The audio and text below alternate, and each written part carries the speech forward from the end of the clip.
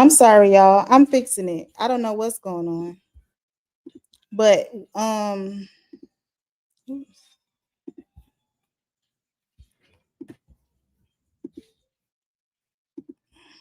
hold on.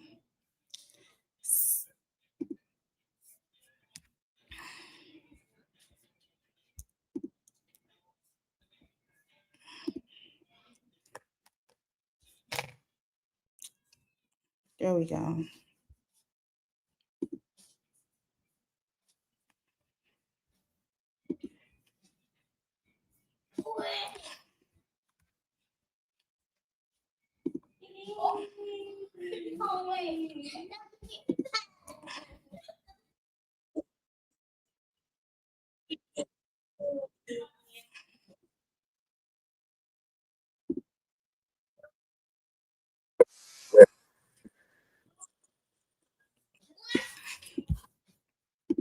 Okay, y'all. So we're gonna start around 8 o'clock. Right now, I'm just gonna play a recap from WTF, our Christmas party.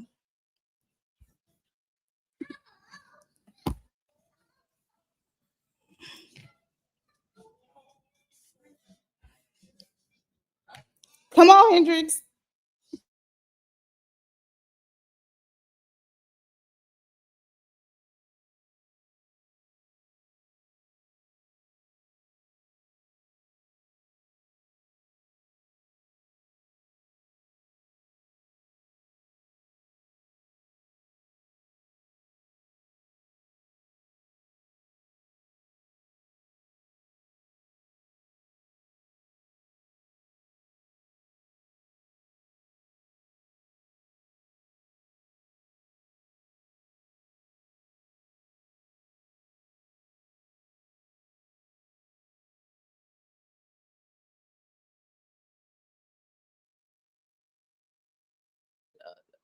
Said something.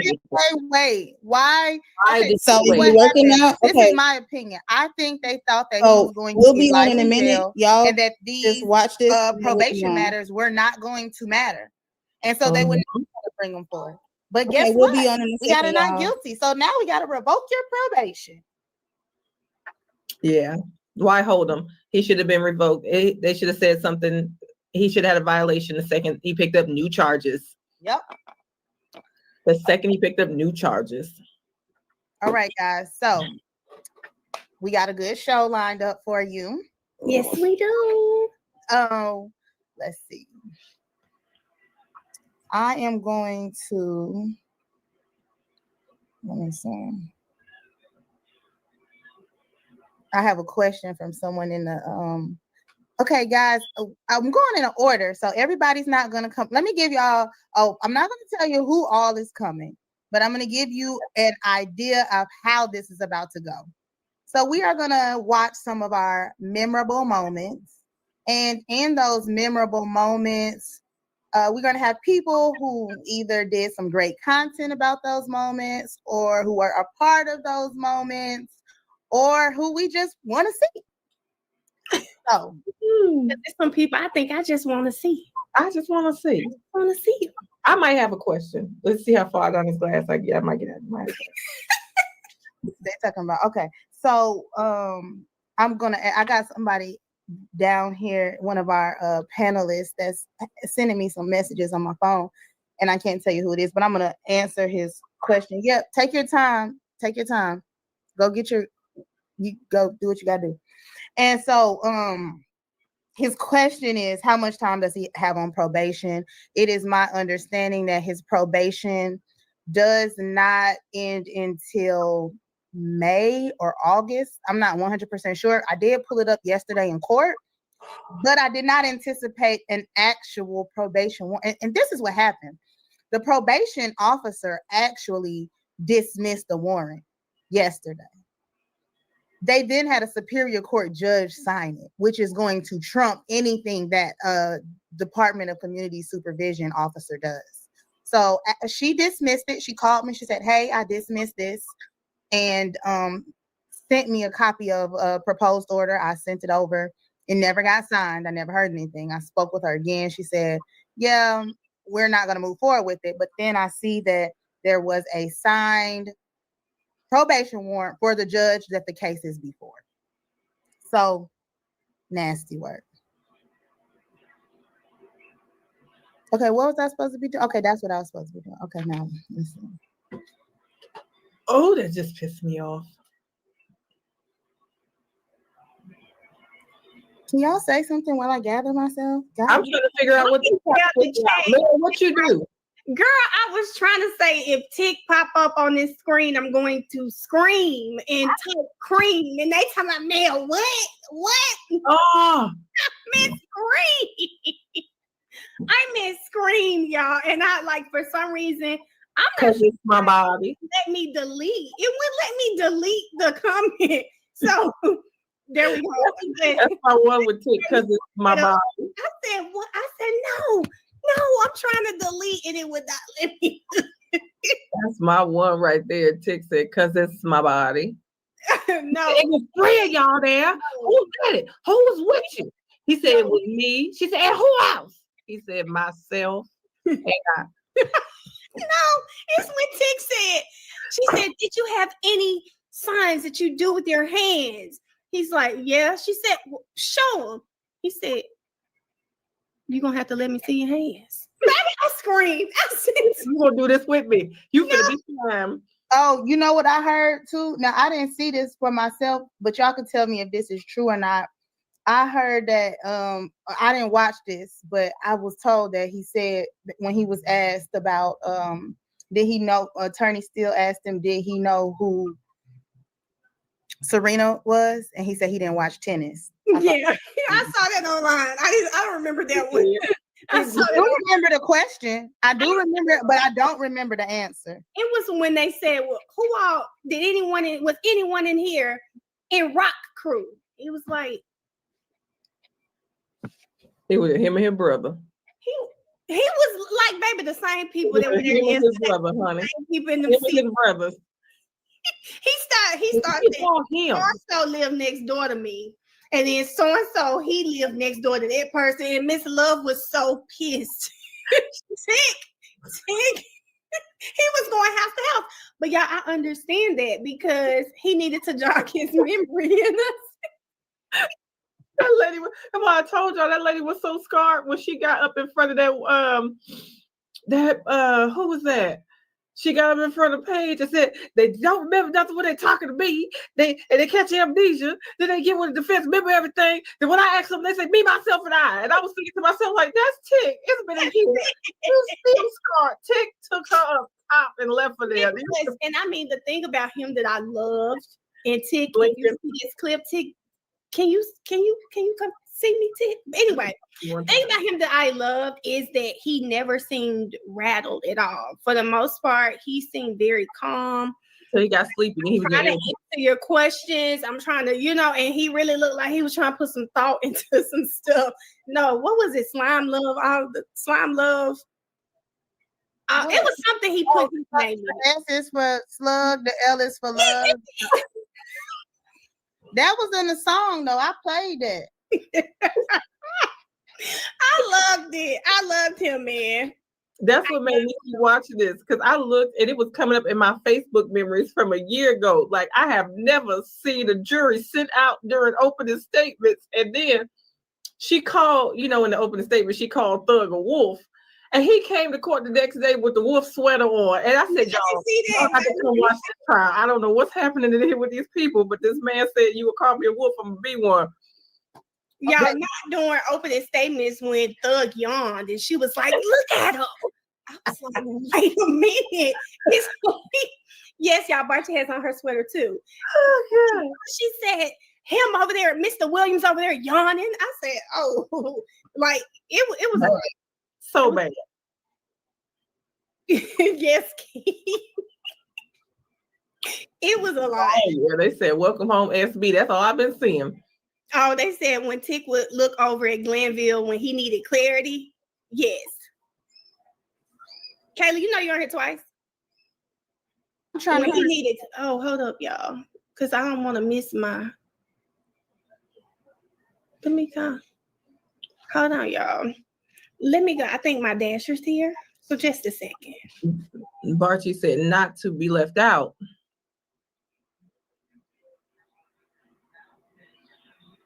Yes, he did. Was it for always, forever, for life? Yes, yes, yes.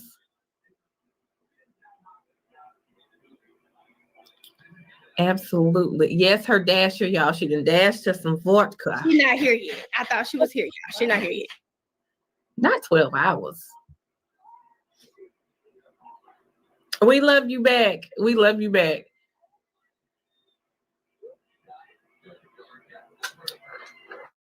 Wait, what was the other one I saw? The mayor of ATL is being indicted. What? I seen the water from that. What's it? Glenn jail. What is it? Glenn prison, Glenn State Prison. They indicting the warden, y'all. Y'all see that yesterday? I'm surprised nobody tagged you in it because they was called the Yves Saint Laurent Squad. Hey, y'all ready? I'm sorry. Yeah, we ready. First guess. Okay, sound like the Wiz. Wow.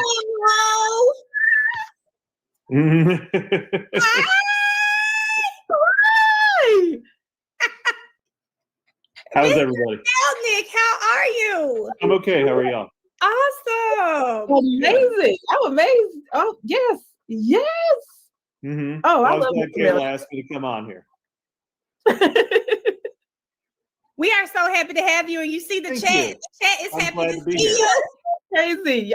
Listen, Melnick. Listen. Light it up in the chat for Melnick. Everybody knows Miss Jefferson went crazy about Melnick. I was getting ready to come to Atlanta. Thank you. I was on my way. Get you go skiing. Was the vacation a ski trip? You mean when I went to Alaska? I was in Alaska. So Yeah. y'all put some skis. That was in August. Put some snowmen Not in in August, the in chat. June. Put a snowman in the chat for Melnick, y'all. Show him some love. Yeah. Yeah, I'm Melnick. sorry I didn't put on my Christmas gear. All right, what are we doing here? What are we doing, Kayla? God, you're going to embarrass me. Mind you, I had barely prepared for some of these things that Oh no, this is only should be embarrassing to one person. Okay.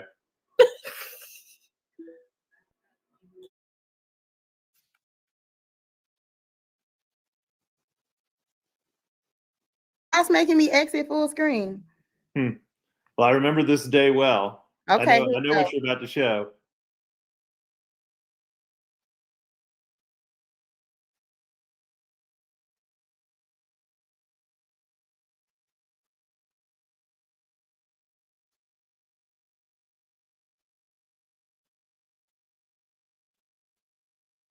Kayla, technical difficulties?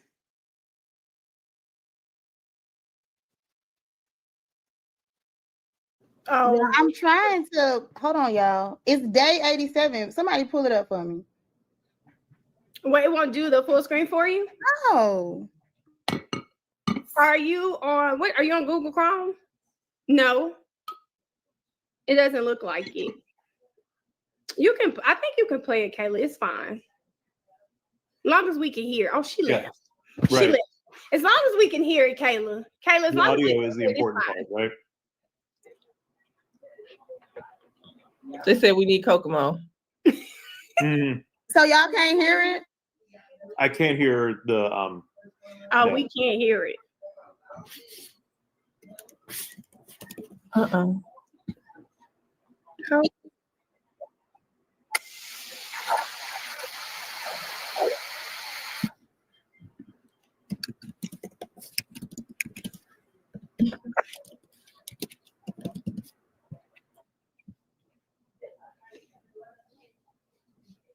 Kayla, what's the timestamp? Oh, never mind. I see him right here.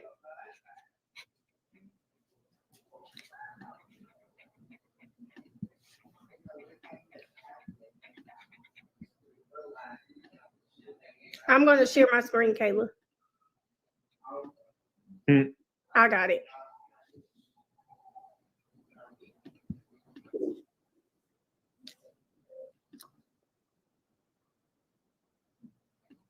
I'm reading some of the comments here. There you go. I know very well that the district attorney's office knew about my involvement in this case from the inception of this case. I spoke with Don Geary in 2021 about this matter. And he asked me whether or not Mr. Copeland intended to cooperate with the state. And what he told me is that Mr. Copeland would probably either be a witness or potentially a defendant in this case. I spoke with Mr. Copeland. We had numerous conversations between myself, Don Geary, and Thomas Greiner, who's in the Fulton County District Attorney's Office, who was prosecuting Mr. Copeland for a separate matter.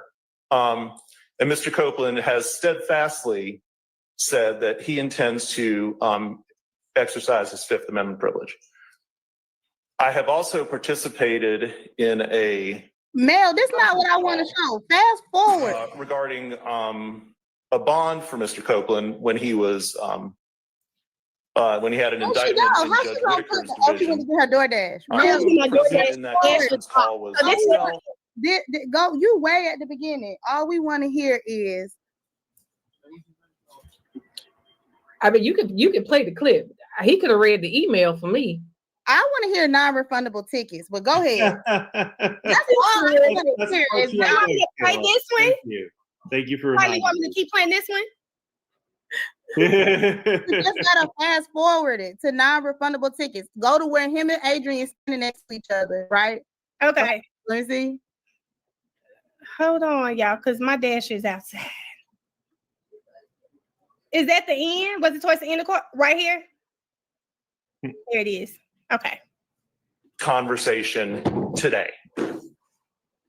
And unfortunately, for me to fully explain everything that's been going on, it would require me to reveal confidences that I'm not going to reveal. I don't want you to do that, sir. I can assure you that the decision to invoke the Fifth came completely from Kenneth Copeland. I owe nothing to anybody over here. I owe nothing to anybody at any of these tables. I don't care, candidly, no offense, don't care what happens with their cases. No the offense, only thing I care about is what happens to Kenneth Copeland. And for any assertion, I'm sorry, Judge, for any assertion. And that's your primary duty. It is. That's exactly right.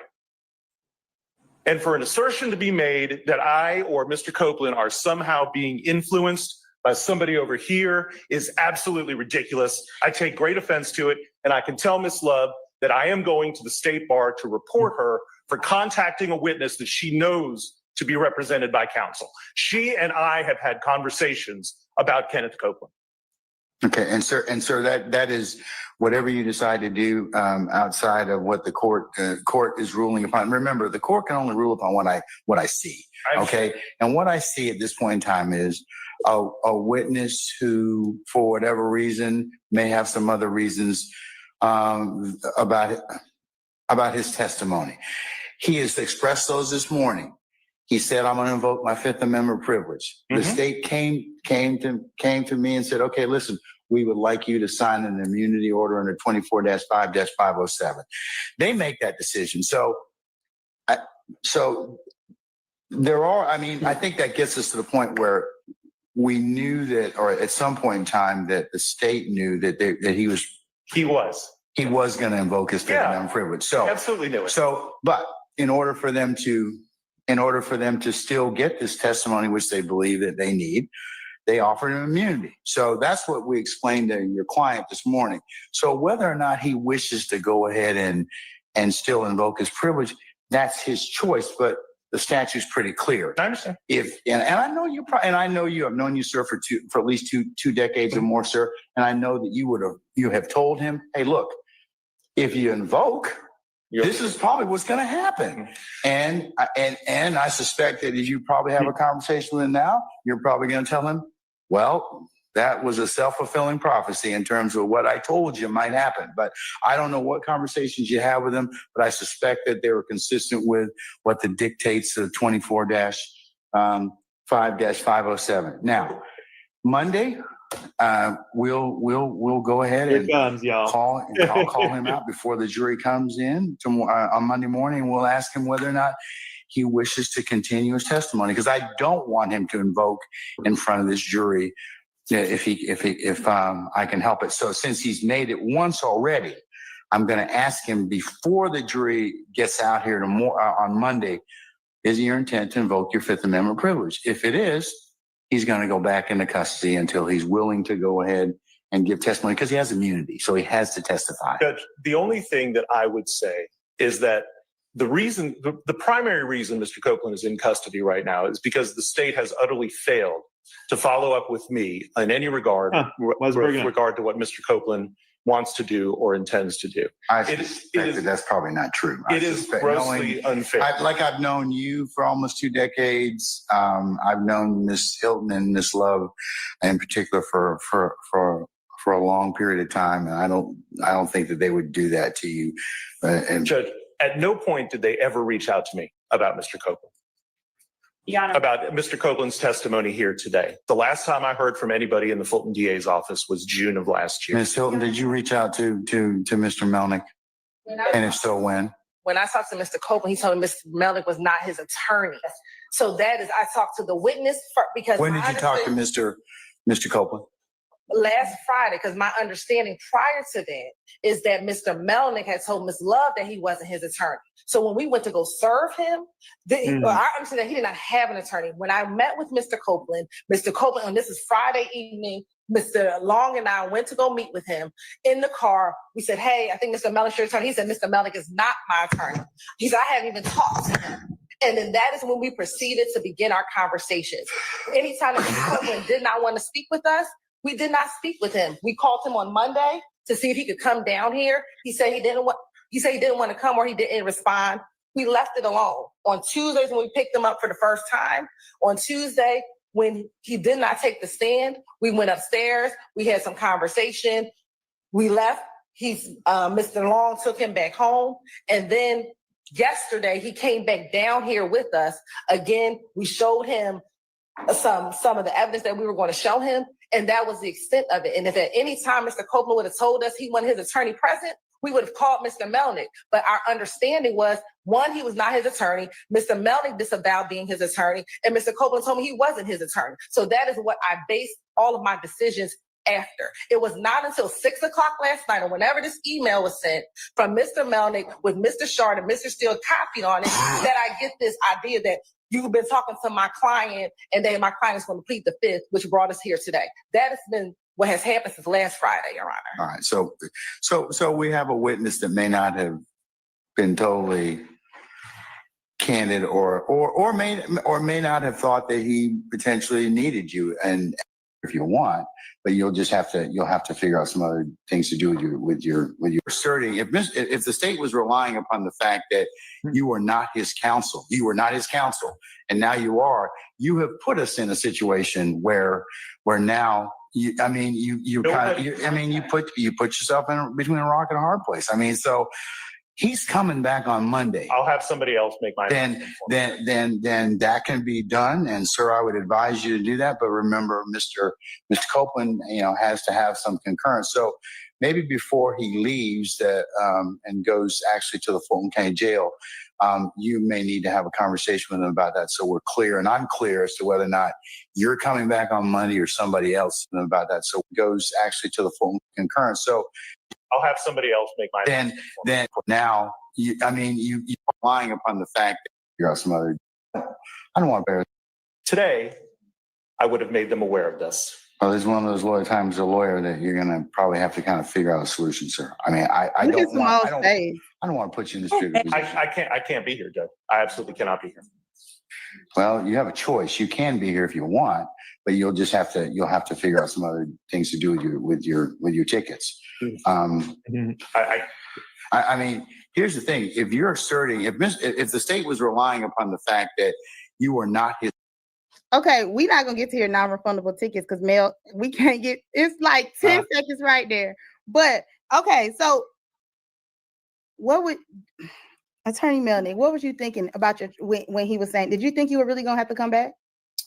Oh, I knew it was either gonna be me coming back or somebody coming in my place for sure.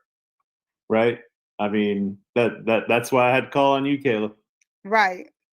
And did you think that? How'd you feel about Adrian standing so close to you? That's what everybody wants to know.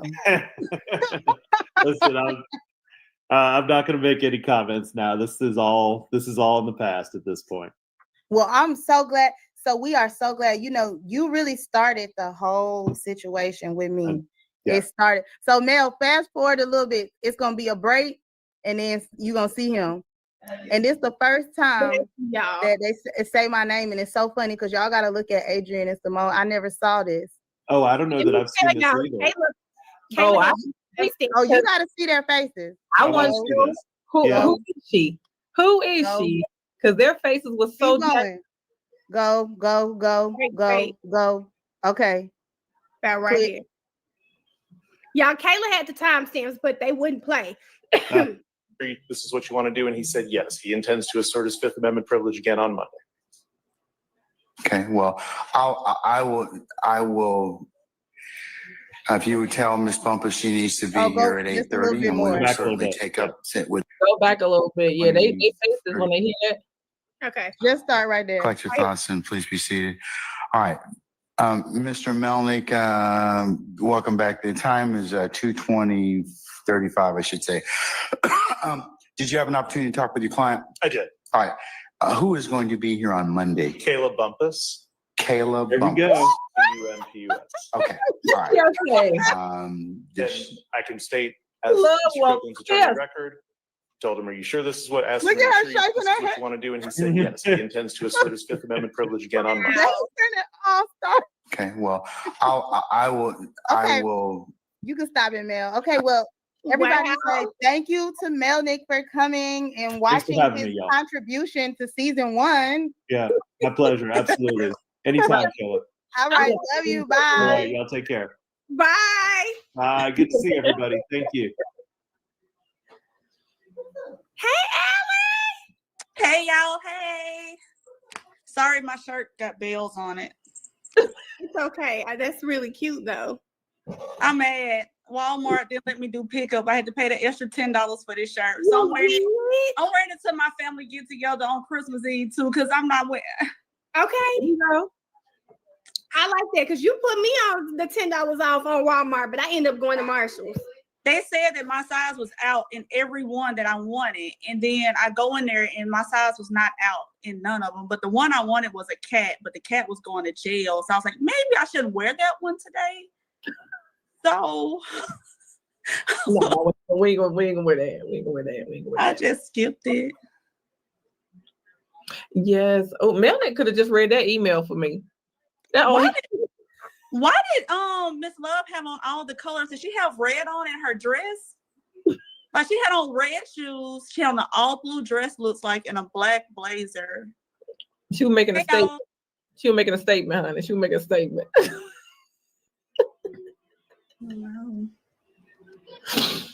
Okay, so sorry, y'all. Time for our next guest. We got to keep it moving. And y'all, this is like one of my favorite. I'm such a fangirl. I just want y'all to know. Like, I'm about the fangirl. I'm a fangirl. It is the Honorable.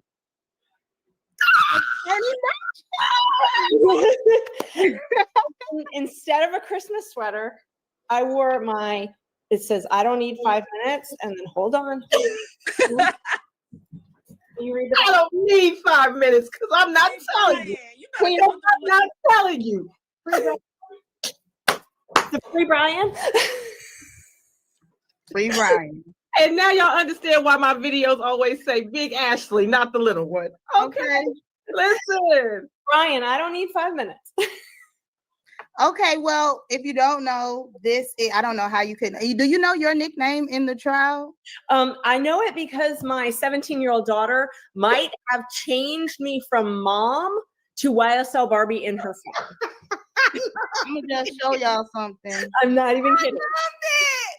I did not come up as mom. I come up as YSL Barbie now. Yeah. I love that, and I love it so much. Isn't that hilarious? Oh, Kayla has YSL Barbie too. Ah, that's awesome. That is hilarious. Well, yes. I love it. Well, thank you so much for joining us. We won't keep you long. We got a clip here. This is not your argument clip, but I just want to know what was going through your head when this was happening, because the rest of us was like, did he not just hear the case law? Or maybe we missed it, but we'll play this.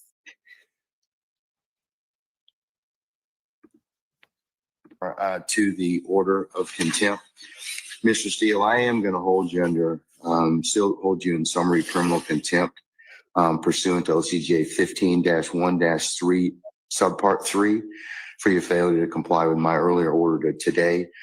I'm going to order that you be taken into custody, incarcerated in the Fulton County Jail for no more than 20 days for this contempt. Those 20 days consisting of every weekend for the next 10 weekends. And you'll be reporting to 901 Wright Street Northwest, Atlanta, Georgia, 30318 at 7 p.m. on Fridays. You'll be released on 7 p.m. on Sundays. And it's to commence this Friday, June the 14th at 7 p.m. and not to end until Sunday, August the 18th at 2024, 7 p.m., subject to further order of this court. And that will be entered and e-filed. You may take whatever steps you and your counsel deem appropriate after that. Okay? Can I ask a question? Sure. I'm going to file a notice of appeal, but for whatever reason that doesn't take, and you don't give a bond, then I'd ask that I can be with Mr. Williams and we work on our case all weekend, for all those weekends. Otherwise, I can't prepare. I speak with Mr. Williams all the time. That's up to you. And sir, I will, sir, if that comes to pass, you have my support. I will talk with our sheriff and we may be able to make that work. Okay. If that should occur. Okay. All right. Okay. All right. Girl, that so many things, so many things going through my head. Like the beginning, I'm thinking they're taking Brian now. Shit, I'm going to jail because I'm like, I'm not walking out of here without Brian. So I'm like, okay, I'm going to Rice Street. That's the first couple minutes, and then I'm like, oh wait, he said till Friday, and I'm like, wait, what day is it? Okay, 4 days. We definitely can get an appeal and a supersedious in 4 days. Yes, let's. Okay, and then I'm like, oh my God, Brian's the GOAT. He literally wants to go to jail with his client. Like, I want to be you, Brian. It's just so many things. I was glad I didn't go to jail that day, though. You were him, Ashley. You said, I'm not leaving here with Brian, so I'm going to Rice Street too. So you were him. Every time I'm like, what are you talking about, Judge? I'm like, I'm not leaving here without Brian. I'm not leaving here without Brian. We're not leaving here without Brian. Like, you got to keep repeating that, because it was nuts. Listen, that was my first introduction to Ashley Merchant, and I'm in Arizona. Okay. So I said, who is that? They said, it's the strike force. I thought you were the strike force. I said, hot damn, the strike force is there. And they get ready to get this man. Oh my God. This led to me eventually going viral on TikTok because I was like, the strike force came. And then they and it's such a great name. I said, we need to get shirts made. We got these made, but I'm like, we need hats that say strike force. Like, we're here. And normally, like, we show up all the time for folks. And what's crazy is Brian has showed up for so many people. I mean, I've had him show up for me. It's like, you think you're going to have to do it on international TV like this and tell a judge not even close to being right? I mean, come on. Is there like a group text, a group chat or something? Because the amount of lawyers that we saw make their courtroom as fast as they did. My husband showed up. I didn't even know. I look out, I'm like, oh, my husband's here. Where are my kids? I was like, wow, I'm moving out. It was crazy. I know what Brian said was crazy, but the most gangster thing that said when he said, I'm not letting all those people in this courtroom. Ashley says, let the record reflect there's room over there. There's room back there where the jury sit. Yeah. There's room over there. She started like, I said, oh, she's serious. That day was crazy. There's a strike force. Well, because I know that this is going to be on appeal. There's going to be a transcript, and I'm like, dude, there's plenty of room. Like, you can move over there. Like, there's room here. Like, why are we keeping these people out? And they wouldn't let us in. It was crazy. We were literally standing outside. We're trying to listen, like eavesdrop through the door. And I'm like, Brian's my client at this point. You have to let me in. You can't keep me out. It was absolutely nuts. And there were probably 25 of us. And what's crazy is, like I told my paralegal, I'm like, just call everybody, like start calling people. And they sent it out. We have like a listserv, but I mean, it got texts. It was like, whoever can be around, and people are like, I'm not in a suit. Can I come? I'm like, yes, come. But the fact that we could get that many people in Metro Atlanta in like at 5 o'clock, like, that means something. Yes. It was a statement, and I know membership has gone up because it was a statement. If I were an attorney and I was in Georgia and I'm in trouble, I need GACA the strike force to come for me. Right. And we're there. I mean, that's where you're ride or die. Like you're in trouble. We're there. Because judges do that stuff. I mean, it's crazy. I know when I was facing my issue, they called, and it was so many. Yeah, so many people came running to help me, and that was just such a blessing. Yeah, it's great. It's unfortunate that people need it, but I'm glad we've got it, Yeah, especially with Brian going to jail. I mean, and trying to defend his client. God, that was just yeah, so that was my reintroduction to YSL. I had been a little quiet in the case for a while. Oh, and you didn't stop. But I mean, we are all fangirls and guys because then you shock us again with the open records, and you just it's the gift that never stops giving with you. Well, might be the gift that never stops giving with stuff like this. Oh my God, because they just don't stop. And don't forget, Ashley, the was it 4 or 5 page email she sent like, hey. When it comes to my client, me if you want. Oh wait, how could we forget that? We forget that? I email somebody else. It's because Attorney Merchant did such a good job in keeping her client out. It's mama.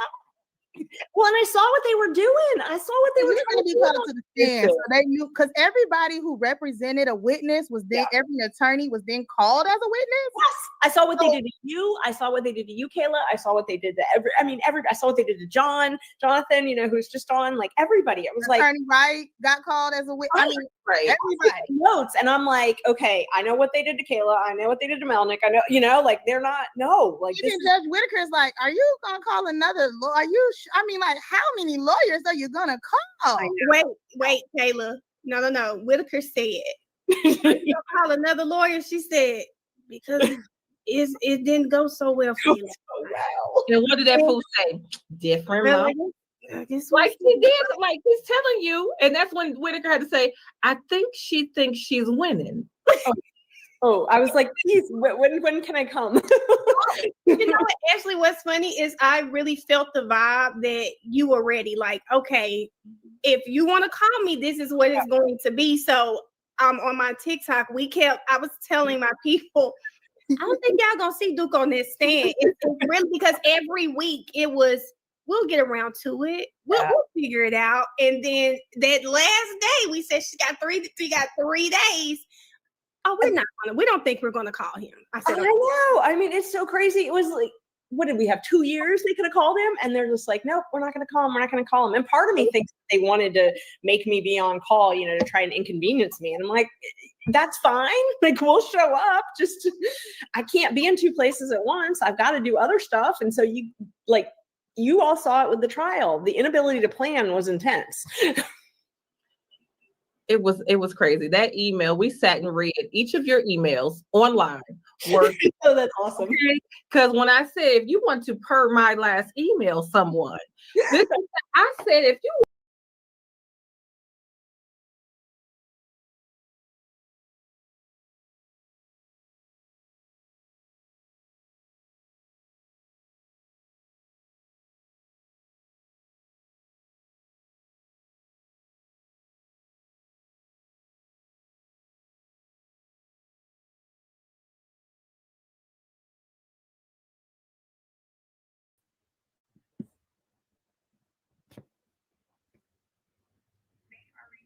the Christmas party that we had. Why is it that when I get on here, what are we talking about? Nothing but Duke. We're talking about Duke and how Ashley Merchant was able to keep him off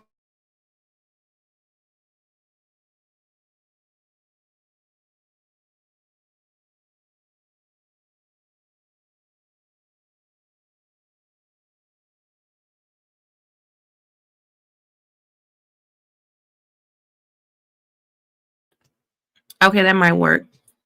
Can you hear me?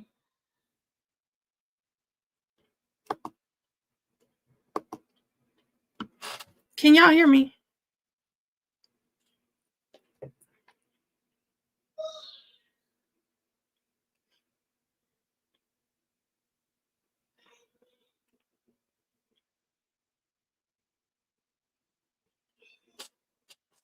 Yes, you can. Hey, let me tell my friend.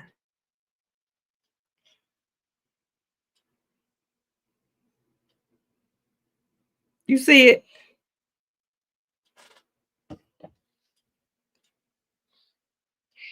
I think she still got it muted. Hey, y'all. My friend will figure it out in just a second. Hey, everybody. Yes, baby. I was trying to get your attention.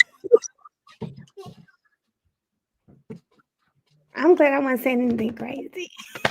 You were muted. I was like, I don't think she know we live. I was like, I didn't know we were live. I didn't know we were live. Hey, everybody. Thank you, Kay Schmidt. Thank you so much for gifting 5 Millionaire Mel memberships. Hello, everybody. Yes, How thank are you you. guys? How is everybody doing? It is almost Thanksgiving. I wasn't feeling it all week, but my family came in here on my lunch break. They got me all excited for Thanksgiving. So how are you guys doing? T, have you cooked? Are you cooking tomorrow? Well, I got something to start tonight, and then I'm finishing in the morning. But we thought Denver had caught a little bug, so I kind of canceled Thanksgiving a little bit, just because I didn't want everybody here. But he running around his pajamas, girl. He's right. He's good, but I just wanted to make sure. But we got a little tiny baby in the family, and I didn't want anybody to mess around and catch something or what have you. So I'm still cooking because I got to eat. So girl, yes. I started. Y'all would be so proud. I started yesterday. Okay. Okay? I picked my greens yesterday. I made my sauce for my lasagna yesterday. Today, I am going to probably do like my mac and cheese. I am really aiming to have dinner. I'm really aiming for dinner to be about 3. Okay. Normally we're a 7-8 family with me. Oh, really? Oh no. Mine can't be no later than 2 or 3 because I don't eat nothing all day. I'll be waiting all day. But we're a 7-8 type of family around here, and it's especially my sister didn't come, so all of the food is on me. You got it. I was like, why would my mother? I know this is probably a crazy joke, but I was just like, girl, why would you die and leave me? You have to make Thanksgiving. Like my niece is doing a turkey for the first time. That was my That's mom's a legitimate question because all the malarkey that's been going on, I literally looked to the sky and said, "Sir, why would you leave me here with this? Like, what am I supposed to do? Who said I was equipped to handle this?" What is this about? Why would you leave me? I started naming off the things that I have to make, and I said, "Well, damn, it sounds like I'm making the whole dinner." When did this happen? I'm just 38. Listen, I know it sounds wrong. I know it sounds wrong, but I said, "Oh my God." I'm actually not mad that everybody can't come over because I don't have to cook that much. But I did tell folks they can stop by and grab a plate, because I was going to cook anyway. So I know my sister-in-law and stuff like that will probably stop by and get a plate. I just didn't want anybody. I just wanted to make sure he was good before I had anybody, around them because they be having stuff going around in schools now. People be sending their kids sick anyway, and I'm just like, ugh. Summer says she's been making a dinner for 10 years, girl, please. The entire dinner? Go Summer, because I'll be looking for somebody. It's turned into that for me though. Like at first, I only had to worry about me and Big Unc. And one year, I got away with making reservations. After that, he was like, I just can't believe in them reservations. I can't believe in those. Yeah, because it was our first year in Arizona. There was nobody here but us. Stuff like that. So it was just him and I. So we didn't do that for nobody else. It was just us. It was before we got married and stuff. So it was like, hey, we can get cute. He liked to go throw them dice. So get cute, go get something. Like we stayed there and stuff like that. But we never did that again. Mariah has been like on us.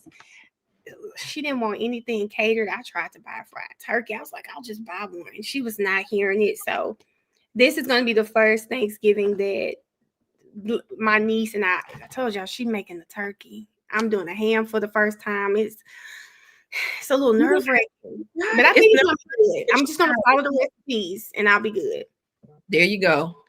Y'all, how have y'all been feeling about Soul Friend? I know we've been at work, but we have a lot of stuff going on right now. We got the Kanika Jenkins and her mom that's stirred up and kicked up a bunch of legal dust lately. Now we got the brother of Masika, Kalisha, her husband that recently passed away. His brother then came out and dropped some things saying that he was talking to a lawyer and about to get away from her, but then he passed in the middle of that. We done had all kinds of mess going on. So I have been a little out of the loop for this last week, and I think a lot of it getting ready for Thanksgiving. So I've been out of the loop. I still have day 5 to do of the boyfriend beheaded case. We know she was found guilty. She's going to jail, rightfully so. But I still have to do day 5 of that case. But Miss J has been telling me about some other cases that we have a lot of stuff coming back up so that we can be back on the same page with cases. Brian Walsh, I just saw Brian today. Starting Monday. I just saw that starts on Monday. Also Monday, they're picking, as long as everything stay on schedule, they should be picking a jury for Timothy Harris. The Ole Miss. Yes. Yeah. Just imagine that it's going to be very different now that there's a body. There's a body and a change of venue. So yeah. There's a body, a change of venue. I can only imagine. And he's been in jail this time. Remember last time he was out on bond. He was on his tippy toes and just walking in. He was cool. This time they didn't let his ass in jail this whole time. You think Brian Walsh is a smart move? I want to ask Kayla that. I've been holding that one for Kayla because I got to ask. Are you talking about him going ahead and pleading to the other 2 counts? The other 2? Why? I think that was strategic. I think it was strategic. But who you finna blame? Your mama? I'm gonna ask Kayla. Do you think he maybe? I think he might. Who else? He might put it on that mama. His mama crazy. I think who else you gonna put it on besides your mama? Because he already gone. He was selling the fake designer paintings. Out here like a person in New York with them bags. Just hand them out. Just pass them out. You get one. Just giving them out. Keisha, me too. I think after T and I were talking about it, I do think he is going to try to put it on his mother. Yeah. You throw your mama under the like, already played the other counts, right? You can't mention those. That's out the and those are the ones they probably had the most evidence of, right? He was going to be guilty of those. So let's not even waste our time. Let's focus only on this one charge that there is some reasonable doubt. Someone might believe your mom did this and you were just helping your mom. And look who the fuck investigated. And then Laura is right. Laura, they have to prove this murder without a body. But here's my thing. If he admitted to tampering and he got rid of the body, why wouldn't he tell them where it is? Where did he say the body was? Oh, that body gone. Remember, so what did he admit to dismembering the body? I didn't know the details. Yeah. He did admit that. I got the clip of what he admitted to for count 2, which was getting rid of her. Count 2 was basically how he threw police off the trail. Now, as far as getting rid of her, they're insinuating that she was incinerated because he led them in every which way, in every which direction. By the time they would have got to said garbage that he is on camera disposing her of, it's gone. It's gone. He literally did it from I believe the 1st through the 8th that he had them spinning their wheels. So for a whole week. So by that time, they just have never found any parts of her. So at this point, the fact that your mama went to that psychic and that psychic told your mama, it's gonna get a little messy. That one. I'm gonna wait for Caleb. That one will get a little messy. The other one, like Timothy Harrington, that's going to be a different one because we saw before there was no body, and that one juror that held it up said They could not in good conscience say that this person was gone without the body. And then the body turns up. I just don't know. I watched a documentary when I started hearing about the case. I forget. I think I must have seen it on YouTube. And I was like, I'm sorry. You're not going to make me believe he didn't do anything to that boy.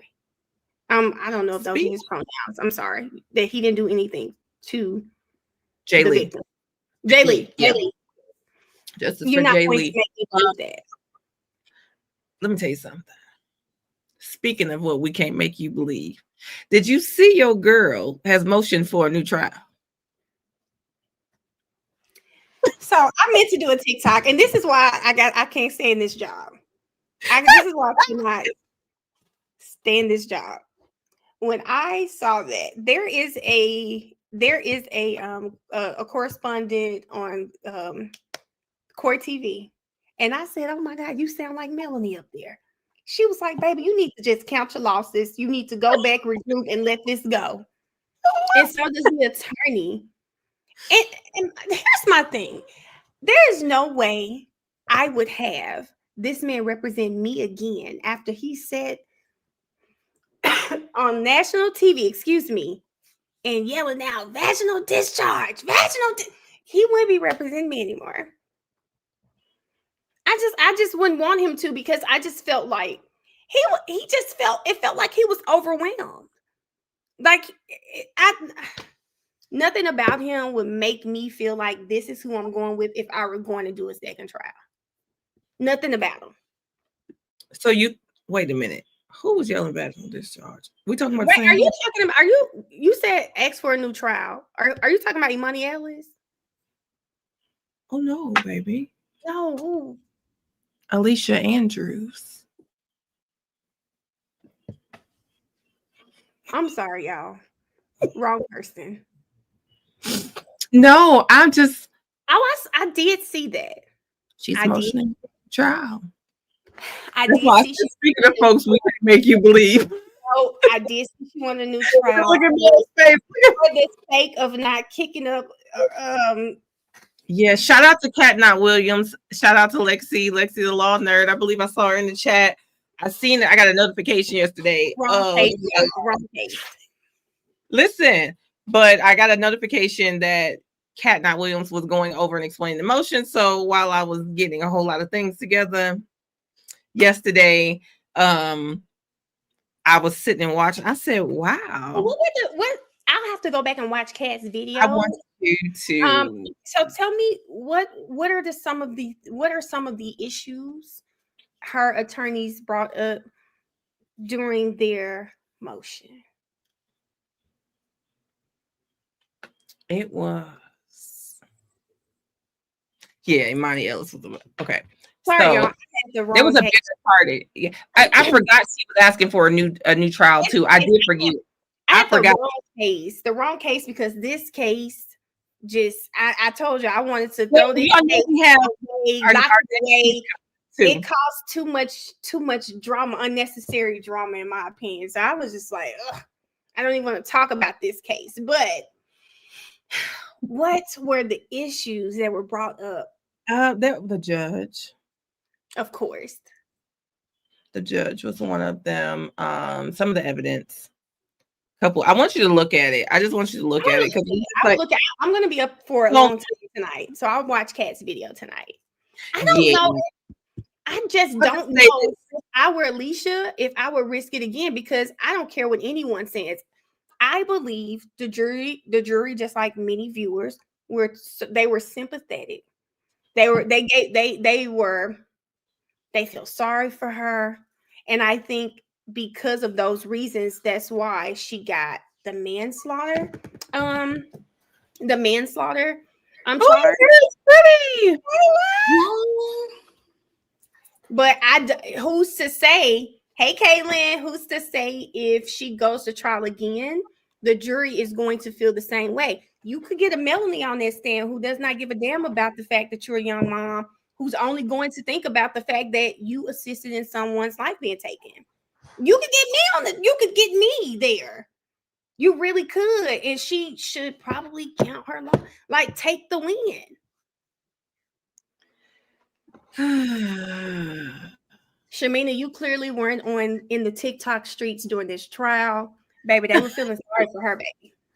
So They I was were feeling sorry for her. I was one of those people that kept saying, like, oh, you think about what I always said at the end of the day, if you take the feelings out of the facts, it wasn't a good deal. It didn't look good, it didn't look no type of good. However, I will say personally, the verdict didn't make sense for me. And so since the verdict didn't make sense for me, it was like, okay, you can see where the feelings don't fit. You see what I'm saying? Like, you can Why tell do you that say the verdict didn't make sense to you? So for Alicia Andrews, they gave her what was it, the manslaughter? Was that what she got? Mm-hmm. Yeah, I think it was. For me, it just, when I looked at it, it just looked like, so you think that's what happened to that boy was manslaughter? Like, it didn't match for me. So you think she's just as culpable as the other co-defendants? I think that, unfortunately, I think it would have came out like that. I feel like if she did not, with her not, if she did not testify,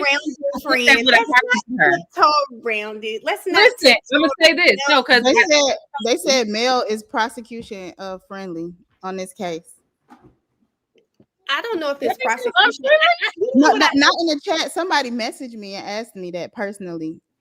This is what I hated about people. I'm not sure what in this case made people feel like I should have had the same opinion that they had regarding the case. Yeah, that was good. I don't get that. It's not about prosecution friendly. It's about how the evidence looked to me. You know, the evidence would not have looked the same. It may not have looked the same to you, but it wasn't a prosecution friendly thing. It's just I felt like she was just as responsible as those other young men, and there was no swaying me on that. But that does not mean I'm prosecution friendly. In this case, I guess I was. I thought she was guilty. Yeah, I think if she would not have testified, if she did not take that stand, she was gone. It didn't sound good, didn't look good, it wasn't good. She was gone. She was gone if she did not take that stand. I think once she took the stand, they were able, I think she made sure she went, I think her testimony made sure she went to jail, but just not for life. Because once she got up on that stand, and once she talked about how that day went, I did absolutely believe that she hopped in the car, young girl, hop in the car. Oh, you going out of town? Me too. I'm available. My boo, let's go. And then when you're young, like I've always said, you end up more with his friends more than he end up with your friends. I get that part. It was just, I think during her testimony that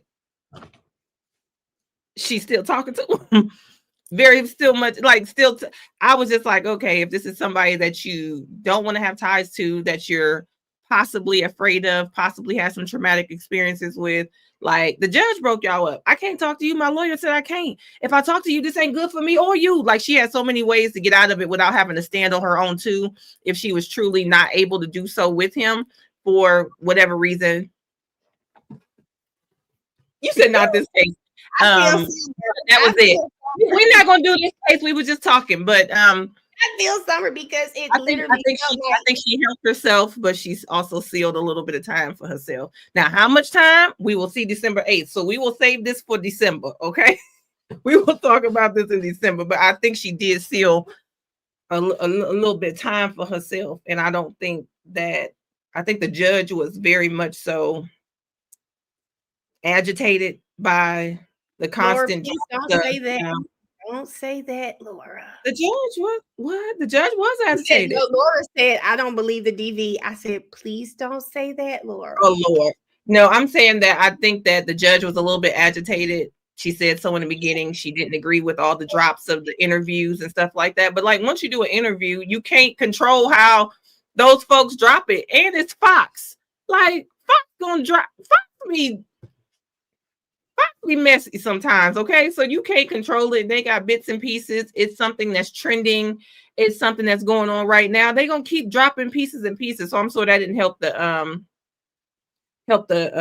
judge be the nicest either, because the judge was very irritated by that. So I'll see what happens. We'll see if the judge feels a way about her still being in contact with him on a constant basis and still kind of being in a relationship. But again, she didn't not say they weren't. She said nobody ever said it was over. So we'll see how what happens, because I just saw the young man who testified in Queso's trial. Even though he testified, and his testimony kind of helped seal the fate of the co-defendants, he still got 25 years. Right. So I'm interested. He's still gonna be amongst the living. That is, I'm interested to see how I think the judge took into account a lot of different things, and what this judge is what is she going to feel after hearing her testify, after being in trial with her, after hearing the evidence. How is that going to impact the time that she receives? In Queso daddy walked smooth out that jail. He sure did. Oh, y'all, I forgot to tell y'all this offline. I'm gonna say this now. It's so ratchet what I'm gonna do. But we should also, instead of being on just YouTube, we should also make sure we on TikTok too.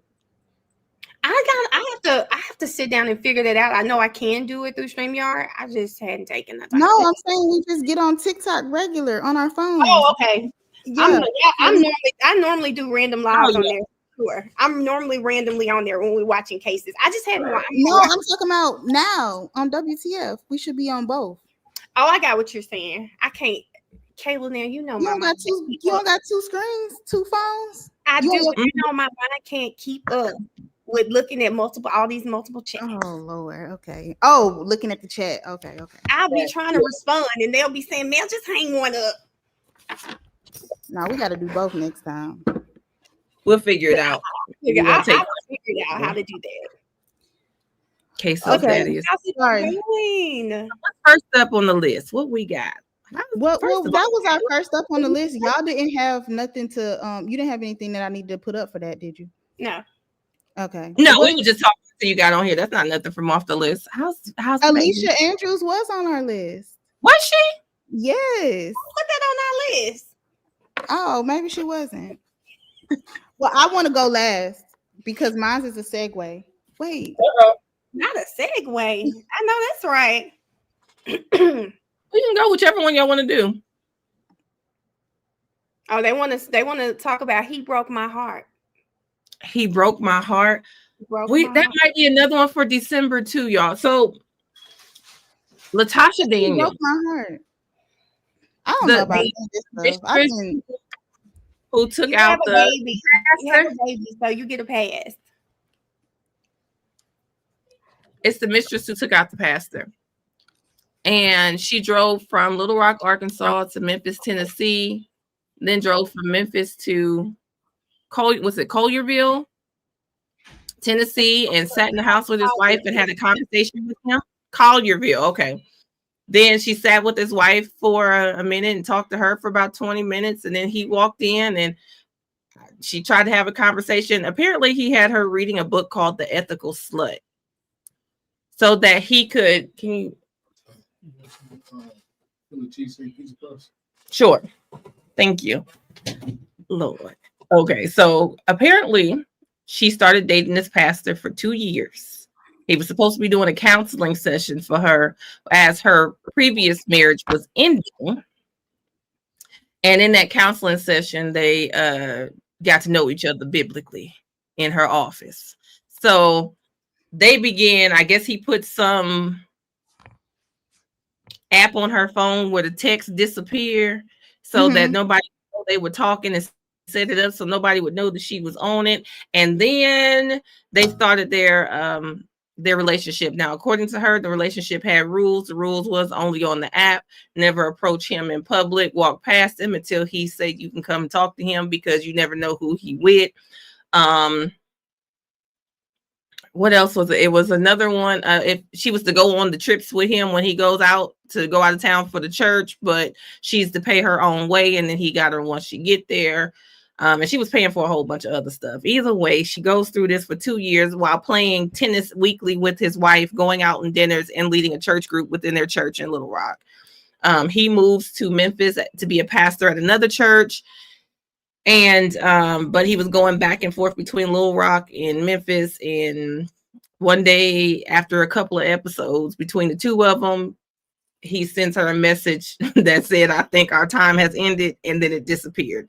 And that set her ass off. She said, I mean, she lost it on the stand. This text, every time they talk about that text disappearing, she lost it in that courtroom. So she drove and bought a gun. Then after she bought it, she went home, emptied out her bank account, left the money for her oldest son, and said that she was driving to some park. Now, the park was supposedly called Jackson, was in Jacksonville, Arkansas, because he was from Jacksonville, Tennessee. It was called Johnson Park. Apparently that had to do with her ex-husband. And then it was on Ray Road, with Ray was her daddy middle name. And so the park has significance. She was going to take a gun, take herself out at this park. But on her way to the park, she saw a sign that said "This way to Memphis," and she just took off and drove to Memphis, and drove for 3 hours, came up on him and asked him why he did that to her. And he said, "If you want my wife to know, then go tell my wife." So she went to go talk to the wife and drove by another 45 minutes to their house and sat there, did not say anything to the wife about anything. And then she turns around and waits for him to get home. He walks in. He doesn't acknowledge her. He stops talking to her. Apparently, she said, "Walk me to my car." He said, "Nah, my wife's going to do that." And she said, "Be a man and walk me to my car." He said, "No." And she turned around and said, "You broke my heart." Pow. You broke. And just kept saying it and shot him 5 times and took him out. She shot the wife too. But she got up there on the stand and she told the whole story, and the prosecution kind of made some good points. Like, if you are two married people hiding the shit you're doing, you would use disappearing text. You would have to pay for your own things. He can't have you around him. You wouldn't be able to be seen with him in public. Folks from the church will see y'all. His wife might see y'all. Like, so it was a which one do you believe type situation, and he's the only one that's not here. But he was a mess. He had a whole group chat thinking he had multiple girlfriends going. His wife knew nothing. The girlfriend knew pretty much everything, but she's the one that popped him and took him out. And she said she ain't mean to. After driving 3 hours. So she gets sentenced December 18th. She was found guilty of 2nd degree, I believe it was. So they didn't feel like it was premeditated, but they was asking for manslaughter. And they got the 2nd degree.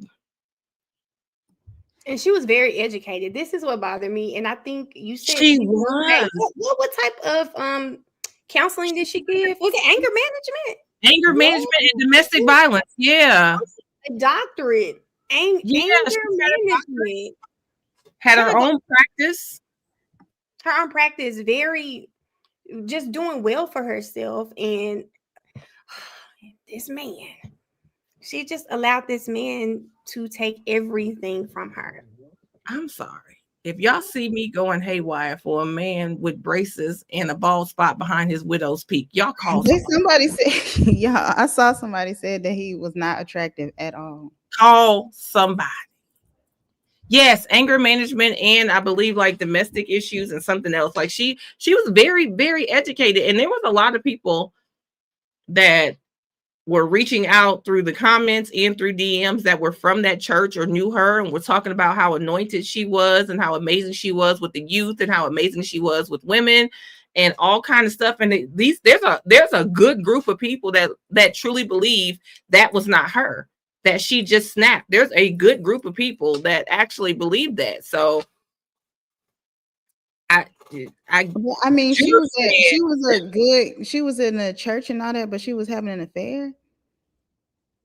And that's her husband. She went to him. That's what she said. She went to him for counseling. She was first session. Wait, no. So that was her husband that she killed? No, that was somebody else's husband. Oh, that's what I thought. Right. So she was having an affair. And she's so anointed. I said, why? And technically, when they started it, they were both married. But apparently, I guess he gave it to her one time and then told her, "Oh no, we can't do this, or we can't do that because you married. We can't do this and that because you married." That's And crazy. so she went ahead. She was trying. I guess she was trying to get some clarity as to whether or not she wanted to get a divorce, and then it was like, okay, I'm getting a divorce. Like there was no question anymore after her dealings with Mr. All I know is the jury. Yeah, I don't want it. I don't want it. Okay. If it's I don't want it, keep it. Keep it.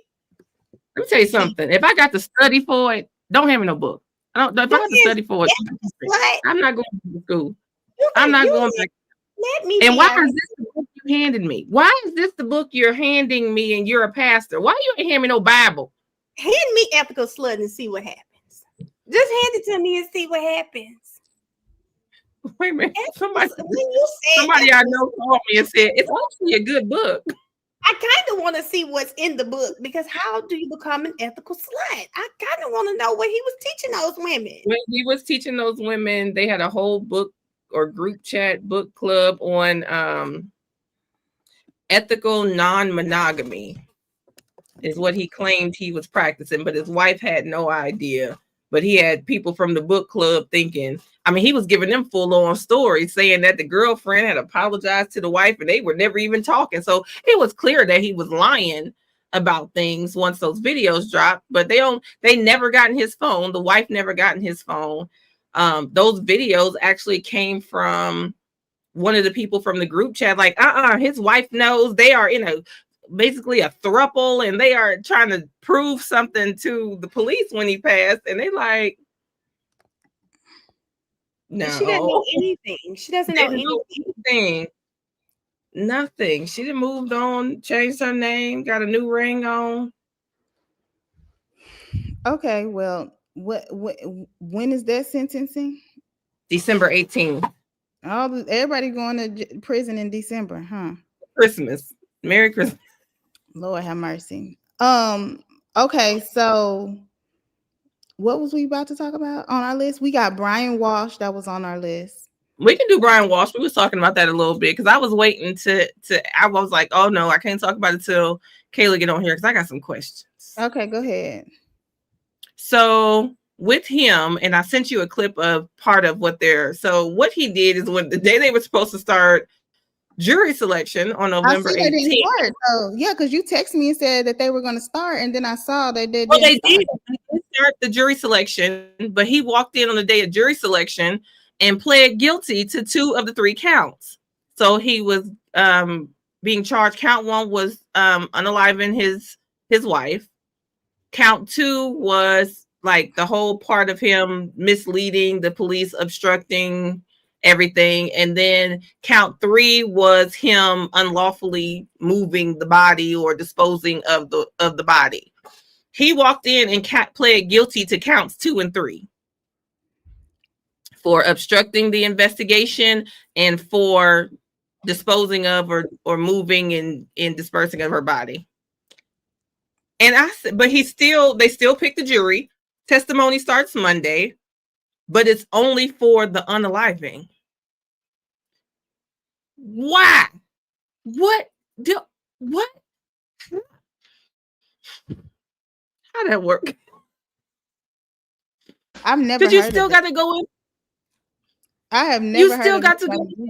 I didn't unalive her. So, for those who don't know, Brian Walsh is up there in Massachusetts. He has been getting a lot of attention because he was investigated by the very same crew that investigated Karen Reed.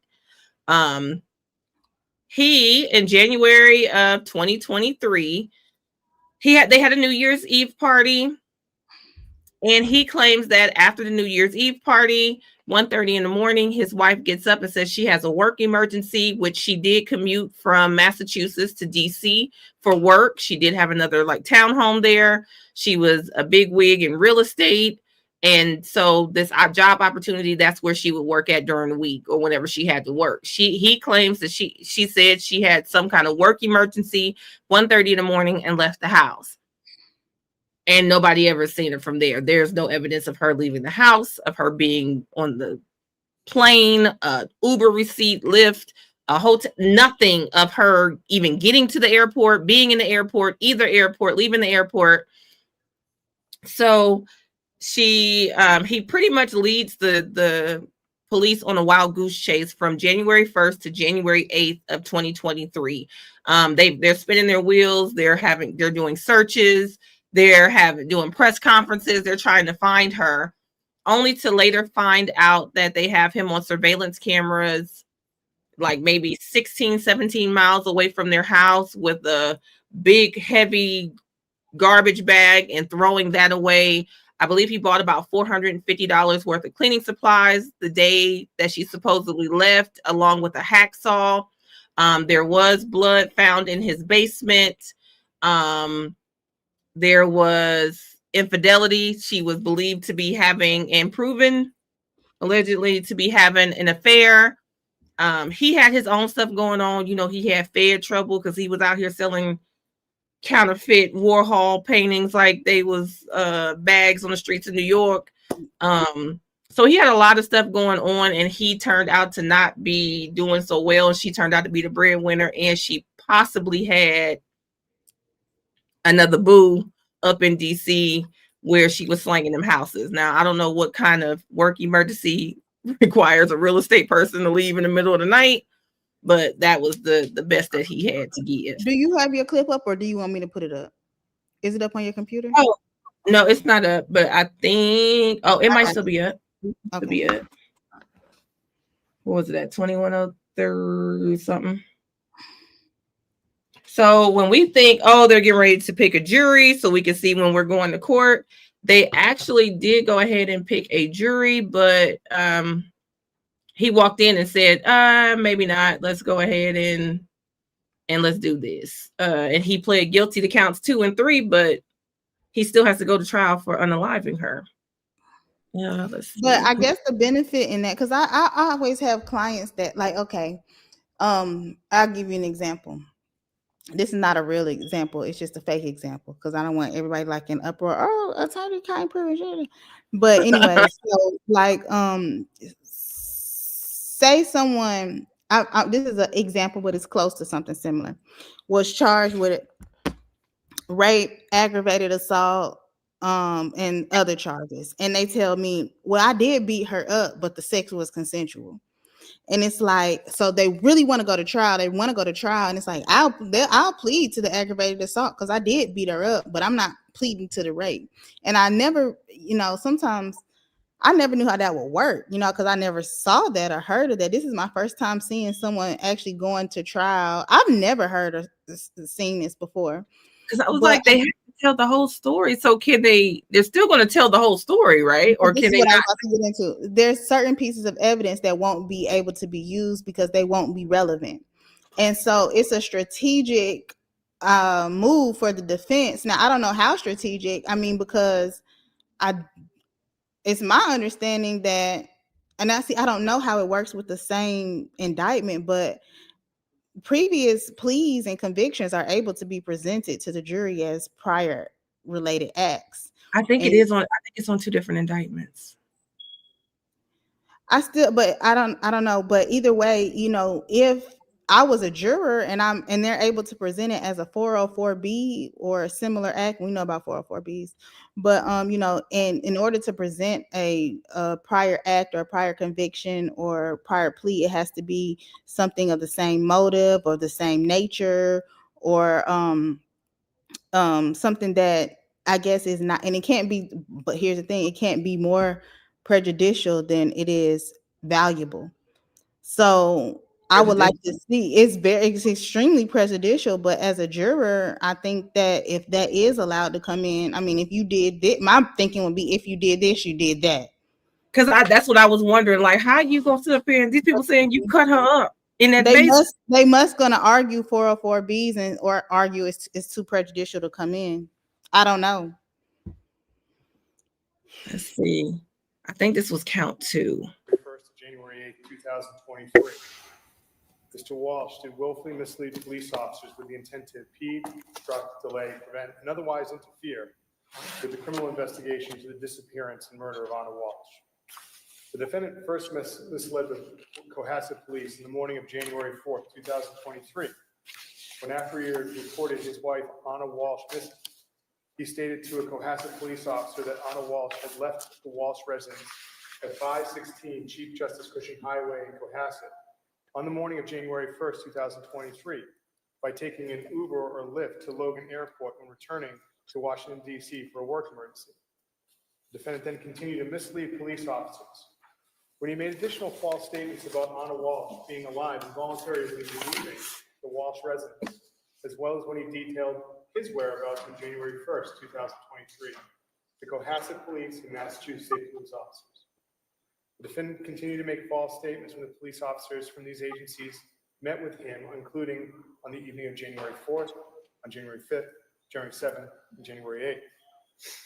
In January of 2023, the Cohasset Police Department had approximately 20 full-time police officers, including 2 detectives. The Cohasset Police devoted all available resources in an attempt to find Anna Walsh. They requested assistance from other departments and agencies. And on January 6th, the chief of the Cohasset Police Department conducted a press conference seeking help in locating Anna Walsh. As a result of the defendant's false and misleading statements, law enforcement agencies and police officers took many actions, which had a heavy financial and emotional cost. These included the Cohasset Fire Department searching a swimming pool at the Walsh residence, teams of police officers from multiple agencies and departments, including a K-9 teams participating in large-scale canvass of the area around the Walsh residence during inclement weather. DC Metro Police attempted to locate Anna Walsh in Washington, D.C., and Massachusetts police officers, including Cohasset Police, Massachusetts State Police detectives, and other units from Massachusetts State Police traveled to Washington to search for Anna Walsh in a result of the defendant's false statements. The defendant's conduct was willful. His statements impeded, obstructed, delayed, and otherwise interfered with the criminal investigation, and the delays resulted in the contents of dumpsters in which the defendant had disposed of Anna Walsh's remains being incinerated. Why don't you pause there? We'll deal with count 1 and count 2, and then we'll. So yeah, so that was count 2. So they get into later on, they go through a whole situation because during the colloquy they asked him, was he married? He said yes. And it's just like, how you gonna claim married and you killed her? You just at least admitted to chopping her up. I mean, getting rid of her now. But there were other pieces, like there was some sort of private eye that was part of this, where his mama supposedly went to a psychic and the psychic said that Anna was cheating. So she went and got a private investigator and had this person look her up. So they're trying to prove that that's part of the motive, that he was aware. Not only were they having this financial power struggle in the house because she was now the breadwinner and he then got found to be a fake, but then also that she didn't went and found her another man up in DC. So they're saying that that was part of the issues that they were having. And they go on to say that basically those dumpsters that he was later found to have been on camera at were then, the trash was incinerated by the time they tried to get to it. So they were never able to find her. So testimony starts Monday. I'll be watching on Monday to see what his defense. Yeah, I might have to watch that too, because that's kind of crazy. Yeah, it gets worse. Like they bring in his Fed charges. There's stuff with his mom. There was stuff like, I believe somebody mentioned it, like her job ended reporting her missing. Otherwise, he probably pretty much would have got away with it. It was his searches. First of all, he did all these searches, how to get rid of a body, how long does it take to smell, all these different things. But they didn't find it. People don't learn about these searches. Like the searches are crazy. He thought he was smarter than the average bear because he did them from the son's iPad. So when they looked in his shit, they didn't find it. But when later they went back, they had to keep going back and going back and going back to find stuff. So why? Yeah, but I'm saying almost every case, like I think of, we hear the phone searches, and it's always something in there. Something crazy. So yeah. the Google search list was absolutely the craziest thing. It had to be on like something from World's Dumbest Criminals. But again, they didn't find it. I wonder if they are going to be able to get that in now. And then from your son's devices. That's just sick. So that was a couple of things. The Google search was something that the judge is going to come back on motions for. Also the mom, because they're having an issue because mom is constantly in the courtroom blowing kisses, waving to them, all kind of stuff. But I think mom is actually going to be on one of the witness lists. The mom of but who? If his mom. Oh, okay. Brian Walsh's mom, but that's also the person that they're claiming went to the psychic. Psychic told her to go get, she did her due diligence, went and got a PI, and she's claiming that she never told her son. They're claiming that they have proof that she told the PI, my son cannot find out about this. So I'm like, are you about to put it on his mom? Or it's getting ready to get messy. The mother know that she could be sitting in court and any moment they point towards her as the suspect, because baby, I don't want to be blowing kisses and hey baby when I know you're trying to frame me for something you did. No. It's going to be interesting. Testimony starts Monday. Also, a jury selection for justice for Jay Lee against Sheldon Timothy Harrington Jr., or the old miss that ended up in the hung jury, where they didn't have the body of the young lady. I don't want to misgender anybody, but Jay Lee at that time. And then months later, they found the body.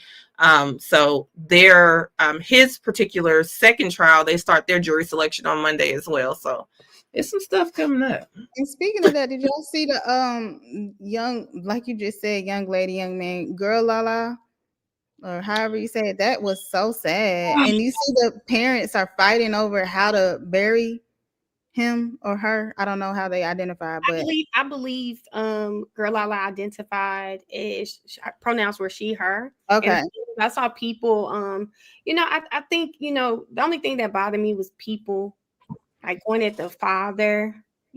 Clearly they had whatever relationship they had, but it's his child, right? It's his child and he's grieving. Whether he uses the right pronouns or not, he is grieving the loss of a child in a very senseless act. Yes. I would see girl Lala on TikTok, and I think I may have seen this on Facebook, and I said, what? Dead? Like, what's going on? Yeah. So to see it all unfold has been really sad, and just for any members in the LGBTQ plus in the community, just to stay safe, stay vigilant, because it was very senseless, very senseless. Well, I will say that when we do talk about things, I know we kind of brought it up with the previous case, but sometimes there are things going on that you can see. And there was some very toxic things going on that were posted in the relationship. There was a lot of fighting. There was a lot of tussles, and they were absolutely posted. They were absolutely, I'm tired of going through this, stuff like that, like back and forth with the relationship, but kind of vlogging her life. And so when I saw those posts and then saw some of the things, I'm like, sometimes, just because, I have a brother in that community, my stepbrother is, and it's just like, that was one of my biggest fears for him, because he was absolutely so confident in who he was. And that was my fear, that he would meet somebody or fall for somebody who wasn't as confident. Yeah, because that's always what it is. And that's the thing with Jay Lee. If that situation is, what those text messages have shown, one person was absolutely like, I know who I am, and I'm not about to do this with you. Come to me when you're ready, when you know what you want to do, because I'm already, this is already my life. And he dealt with them anyway, and this person spazzes out because they're not comfortable with what they just did or don't know how to fathom it. Or in Timothy Harrington's case, from a big church. I think that it's probably one of the saddest things I've seen. But sometimes you just don't know people's personal relationships. Like, I know with my uncle, we called him uncle. I might say girl. I might say auntie, you know, depending on what it was. For him, it was not a misgendered thing. And it was also like, if he met one of my boyfriends, he'd be like, how you doing? My name is Tom. Like, this whole deep voice would come out. And I'd be like, what you like, oh, you know, so he did not play. Like, he definitely gonna protect us. But if a bug come in, if we see a spider, he gonna scream higher than all of us. Like, so it's just like, I did see pictures that kind of made me think of that, how my uncle would kind of be a certain way around certain people just because he did.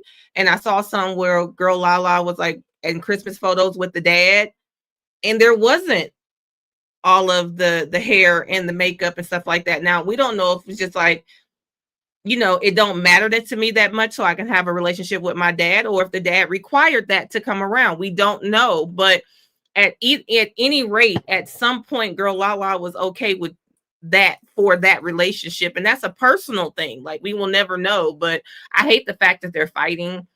And I hate the fact that people are taking the situation and trying to make it a martyr situation. Like, that baby is gone for a senseless reason.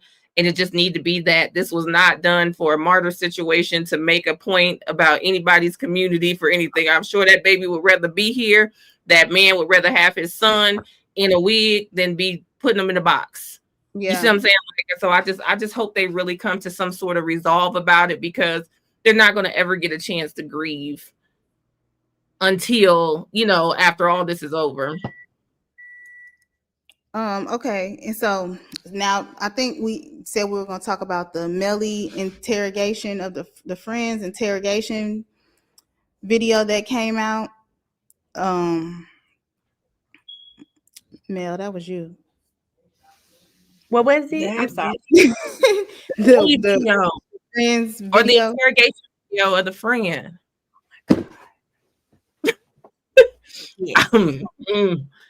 Yes. Let me get this. Let's get this off of my chest. So as I was watching, you guys know that if you on my channel, and Jasmine, don't even put anything in this chat. We were just up to day 10.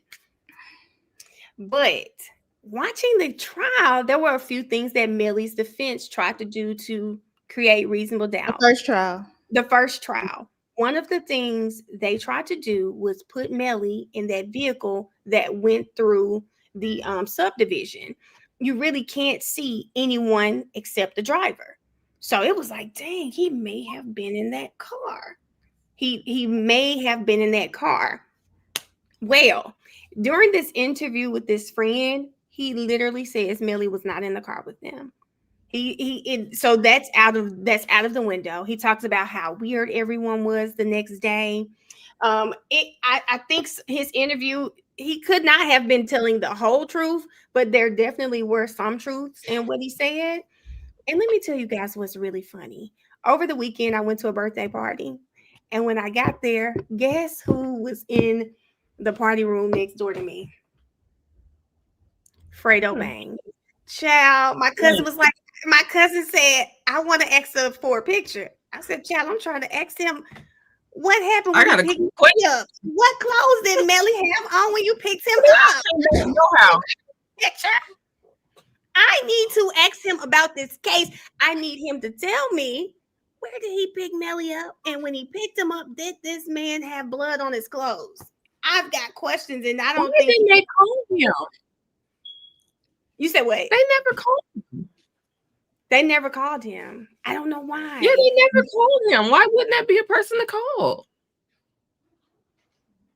Neither side. I guess we 2027. Yeah. They didn't call him, but if you have not seen the interview, guys, I think that's cute, girl. I think it was a really great.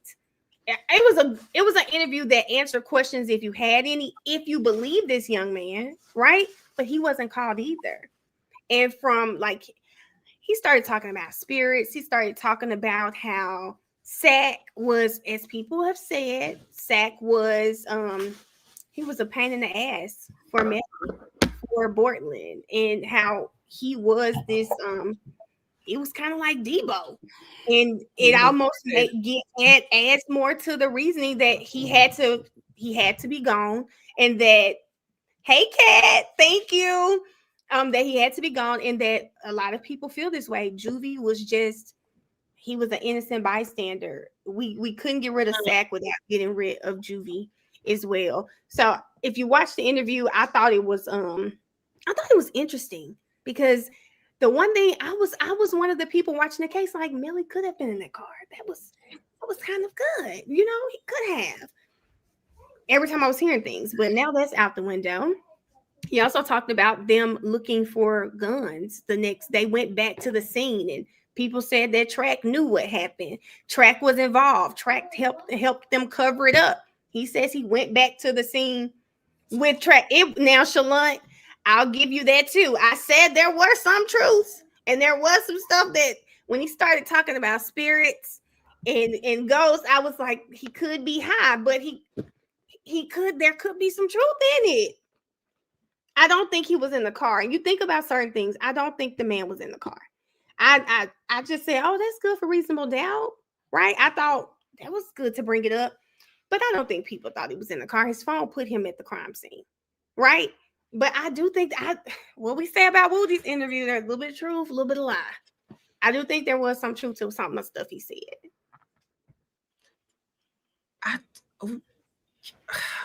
That interview pissed me off. What pissed you off about the interview? Because I watched the first trial, and that whole first trial was a bunch of questions. Like, I always ended up with more questions that I had answered. Even if I got answers to some questions, I ended up with more questions afterwards. I didn't know what the hell happened. All I knew was that them boys was gone and this boy drove the car. I had no idea what the heck happened. I couldn't, I understood how they came to a hung jury. I could not. The car. Did you believe that Melly could have at any point gotten out of that car? I think that he could have. I have my own personal feelings about that case. I have said it, Mel. I just don't think they proved that he was absolutely in it, and they didn't prove that he absolutely wasn't. Like, I don't feel like anybody won. I don't feel like the defense won. I feel like the prosecution didn't meet their burden. I just don't feel like anybody proved any freaking thing in the dang on thing. Like, I don't believe that he wasn't in the car at some point. This is my personal opinion. I do believe that boy was torn in 50 different directions. I always say follow the money. Where was the money? Follow the money. And I do believe if you have somebody like Debo, tuck your train. Who coming? Debo. You know what I mean? So I did think that it was very telling that about Melly's money, how he didn't put it in the care of anybody, not his mama, not anybody else that he trusted. He put it in the care of his manager. And, we all too often hear these crazy stories about managers and accountants who rip people off or do things or not on the up and up. They're not quite, they're a little bit shady. So it's just like he had to know, somebody had to tell him, like, I don't know if you want to do, like, what makes you think that your manager is the best person to have the money unless they're cutting allowances, unless you can truly say, hey, I don't have it. I don't have access. I don't have control. And you can't go do nothing to my mama because she ain't got it either. Well, if you believe that interview, right? If you believe that interview, then this is a manager who was all in. I'm going to go help you cover up the murder of your two friends. If you believe the interview, I'm that invested in you. Was so high. I don't know what to believe. When he started, let me tell you, so Shallant, it was so funny when Shallant said, I didn't believe it. I think there were parts that were true, parts that was like, wait, when he started talking about, they were eating, I watched on, I forget the boys' channel that I watched it on, but someone said, no, God really could have done this. God could have, but he said that I think he said God stopped him or turned him around at some point. I think he said he was about to get in the car, and then God told him to the car. Threw him back to the other car. Cuff Boys. Okay, thank you. That's who I watched it on. God threw him back to the car. And people were saying, no, God could have. There were a lot of instances where he talked about spirits and what he was seeing that I can see why people say it was all over. It was. But I do think there were some parts. I don't think And for me, you think about the parts that were true. He was not lying. Melly was not in that car when they went to the subdivision. He was not there. And he just kind of confirmed it. But for some reason, they didn't call him as a witness because maybe, like you guys are saying, it was just too all over. It was all over the place. And I think that they like to keep it, probably like to keep it somewhere where regular people can hold on to it. And if you start throwing in spirits and this and that, and I got a praying grandmother, people gonna be like, you what? Oh, he had, some people don't know how to deal with certain things like that. Some people don't believe in it. Some people know all about it. Some people will absolutely take that and say, he's right. Yeah. Somebody else will be like, he high, so I think that it was a way to like not polarize the jury where they were like on opposite sides and kind of keep them at a happy medium so that they can find a common ground and possibly agree on something. I just don't know with that case. That case is sad all over the place, and I feel like the only person that can tell us what the fuck happened. He just took a plea. Took a damn plea and ain't got to say shit. He didn't have to say anything. How you facing 5 lives plus 75 years and you walk out of there and be out before this trial starts? Because the prosecution is probably saying what you're saying. Mm-hmm. I can't prove it one way or the other. And seeing that interview made me think about the witness who took the stand and said he was in the car with us. Like now the defense, now that this has been released, what's going to happen is the prosecution going to go after this? What's going to happen? But I do think Bortland's plea was just evidence that the state feels that, like you said, it's too no way. It ain't no way because there's no way you're going to drop all the unalivings and you pulled up. That's why I said if anybody was going to get hit with anything, I thought it was going to be Bortland because he pulled up with the bodies. Mm-hmm. If nobody else can say who was in the car with the bodies, they can say you were, sir. Yeah. So when I found out that he was the one on house arrest, I said, "Now what is going on? What is going on? That's the crazy." Don't want him. They don't want him, and I don't think the police ever thought he was the one who masterminded anything. For whatever reason, I think once they figured out who he was attached to and who the victims were attached to, like a lot of people said, now we're laser focused on this person. This is who we want. And their investigation has proved as such. It just makes me, I hate it because, I purposely try to stick with the case once it's in the courtroom. Right. Because I know me and I'll get personal and I'll get attached to a piece that never make it as evidence and be sitting up there looking stupid during trial. So I try to stick with what happens in court. But there are rumors that were just like swirling like outside of court with the last one. And I got hemmed up in that long crime chat. I was with the conspiracies. Hold on, y'all. Okay. So I was like, believing the conspiracies. And then now everything seemed like it's going up. Man. Now everything seemed like it's going towards that conspiracy, and that conspiracy don't got shit to do with this case. And they gonna never cover the courtroom, and it's pissing me off because now I really don't know what's going on. You never know what might pop up in a courtroom. Got to pop up. We got new. At this point, we've been doing every single motion with a certain defense. So now we've got a different defense team. We got new lawyers. There's new faces. I mean, a case that I haven't really had my eyes on, but I feel like, okay, I need to see what's going on. Lil Durk's case. I've been seeing Mel's updates. I'm not watching the video so much, but I've been seeing it. And I'm like, what?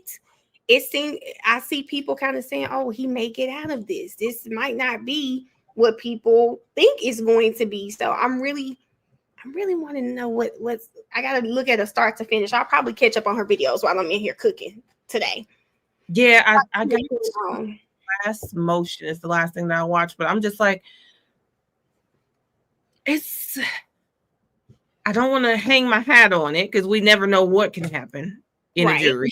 Okay, because I got a couple gut punches this year.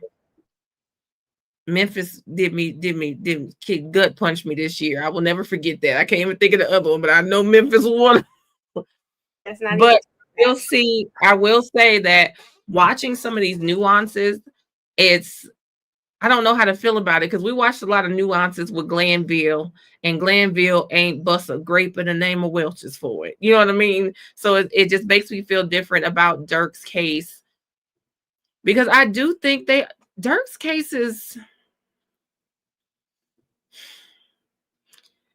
it's messy because they didn't do. I don't think they doing everything on the up and up. I think they are causing panic. Can I say that? I think they're causing panic. If I got a jury summons and then I see that y'all want to keep the jury anonymous like they did for John Gotti, oh, he's guilty. Because who's this crazy where you got to hide the jury? I don't like that they didn't give up all the information. I don't like that the judge and them was threatened and they didn't tell nobody. I don't like none of it. They wanted him specifically too badly. Yeah, it's cool, Mel. I don't think they have it's starting to feel like that, but I don't want to get like that because I was like that during the YSL trial. It never happened, okay? It never happened. They took that one to the wire when there were so many reasons why that should have ended in a mistrial so many times. He won't have a fair trial. We've seen so many unfair trials. That's why I'm so scared of it. I'm so scared of it, but I don't know. I think YSL has scarred me. So when I see something that doesn't seem quite fair, I want to say, hey, that's not fair. But it just like, if it's a Glanville sitting up there, is he gonna give a so it's not say his name. I was having a good day. We don't want to talk about him right now. Listen, I have to talk about what him and that dog is doing. Listen, because I was laughing so hard because my friend said something about a Peloton and said something about YSL, and I was laughing so hard because I thought about when Doug Weinstein said he looked on there and Glanville removed him as a friend on the so you don't even want to work out with you, with a kid with you. Yeah, I don't even want to see you on that bike. He don't want you to burn a calorie with him. You gotta guess, y'all. Baby. Look at 7. Hi, 7. Say hi. You don't want to say hi? Kaylee, he's getting big. He was a chunker when he was born. Oh, you look at him. Looking just like his dad. You think so? I think so too, but everybody say he like me. I see Kayla. I see you. I see you, but I see his daddy. I see daddy. I see Hendrix too. I was gonna say. Oh yeah. Oh. Oh my God, Mr. Baby. I've been having my great nephew over. I've been calling Mel on FaceTime, y'all, making her see the baby. Right. But I was scared that Denver was sick, so I didn't want him to bring the baby over. But I'm like, oh no, I need the baby. Oh. Okay, I'm sorry, y'all. What y'all still talking about the interview? We're just waiting for you to come back. We're still talking about Melly. What else do we have? Okay, so I guess now that we got this is a good segue, babies. But it was two things that I wanted to talk about. But one was the Brenay and Akira situation.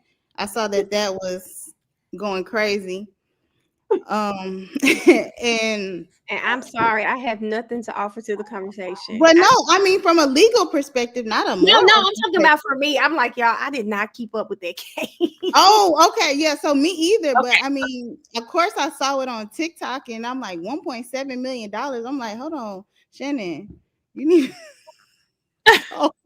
Let's come to the plan. Because we can sue somebody. Like we can. Hey, hold on. Well, I'll just say it's 1.7 and counting because the girl said she's never going to get it. As soon as she walked out the courtroom, she said I don't think she's ever going to pay it. I think she's going to do what bankruptcy, something like she's not going to pay it. Yeah, I don't think she's going to pay it. I think they're going they gonna have to repossess them long ass titties for her to be able to get something. They're not gonna be able. She's And not then gonna get. when I went and looked at it and I saw who versus who, I'm very confused at all of it. What happened? Well, the other thing is, so apparently she dated this guy first in high school. Right. Yeah, right. and apparently his family did not approve. Like her, right. Yeah, so it sounds like she didn't know what to do. Just giving it out. Okay. So when it came time for this man's cousin to be able to get some, they say, I know who would give it to you. And they sent him over to her, but he ended up falling in love and marrying her. But apparently, Devon, is that her original husband, Devon? Apparently, he's filed a suit now too. So he just gonna follow Akira's blueprint and hit her from the other direction. And I just say, hey, just do everything she did. Right. You gonna get some money too. They're not gonna get nothing though. So I just want to tell you, like, initially when I heard about it, I'm like, what? So because I know every state doesn't have these type of laws. So first of all, you got to be in a state that has this law. I don't think Georgia has it, because I'm pretty sure we will be hearing about this left and right. I couldn't find anything, but the two the basis for the two counts of oh yeah, I did see that. I see people say Fantasia and Nene had something similar like that. But the basis is criminal conversion and alienation of affection. Those are the two claims. And so it's not like civil. It's not criminal, it's civil. And so if you can prove that your partner actually did have sex with someone, not your partner, y'all, and that's another thing, your husband actually had sex with someone else, and it led to the marriage ending. But there are several elements, and I guess that's the which one is it? Akira? Who is who? I don't even know. Akira is the one on the 1.75. Okay, so Brenay's defense is that the marriage was already over. And so you do have to prove that your relationship would have survived, or that you guys were still actively working towards a healthy marriage in order to prevail on these claims. Also, I see that she filed an appeal or motion for a new trial or whatever, basically saying that she didn't have her proper representation, or that her lawyer didn't do what he was supposed to do. She herself, did she? No, yeah, but he was up until like, I guess 3 months before. Oh. And so she was saying she didn't have time to prepare because she had a lawyer for so long, and he didn't do all this stuff, which made her case fail. So Stephanie, Tim said Tim is broke. Let me tell you something. Tim got the hips of 90s Kelly Price, and I would never in my life. I don't understand how you will sit up here and let this man cost you 1.75. Let him have, she won't let him, like, let him stay where he at. Do you make that much money off TikTok? I think they said now her money might be affected because, you do stuff like this, because she did this on TikTok. Like, she was posting with one man. Let me say this. She was the lawyer, but she was saying the lawyer that she hired prior to him coming off the case caused her case to fail. But go ahead. Yeah, I believe that she was making, I think they said at one point she was making about 11,000-12,000 a month from TikTok, making it from social media. She had a YouTube page, I believe. They had a TikTok page. They would do things together as couples. And then all of a sudden she was like, guess what, guys? I'm getting a new apartment. And then next thing you know, she was posting with the other man. And it was just like, so she did it all online. Like, they could probably literally put up a TikTok timeline of everything that she was doing. Because I believe even in the middle of, before even posting him, she was like, guess what? I'm having some problems in my marriage, and I'm gonna go stay with my best friends for a while. And so she stayed with Akira and Tim and lived in their house, but was messing with him in the house. Like, she's just different.